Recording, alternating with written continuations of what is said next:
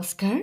আজি আবৃত্তি কৰিবলৈ লৈছোঁ শ্ৰদ্ধাৰ কবি শ্ৰীযুত মনোজ কুমাৰ শৰ্মাদেৱে ৰচনা কৰা এটি নিৰ্বাচন কেন্দ্ৰিক কবিতা। কবিতাটিৰ শিৰোনাম বাঘজৰী।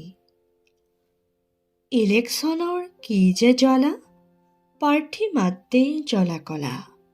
মহা আৰামে লগেৰে টোপনিয়ে তাচ্ছিল্য কৰে।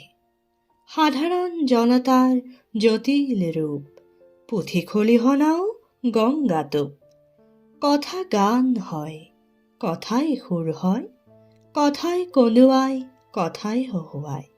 ইজনৰ ভাষণ সিজনতকৈ চৰা, সকলো ভাষণ প্ৰতিশ্ৰুতি ভৰা।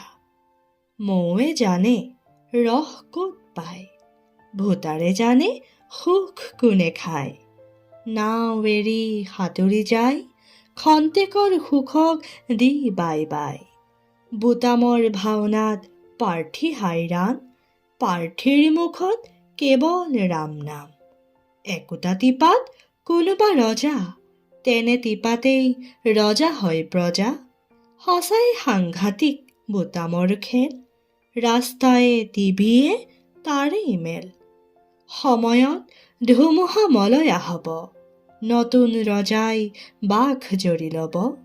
ভাল কামৰ পুৰস্কাৰ নহ'লে তিৰস্কাৰ, নমস্কাৰেও কাম নিদিব, হ'বই বহিষ্কাৰ।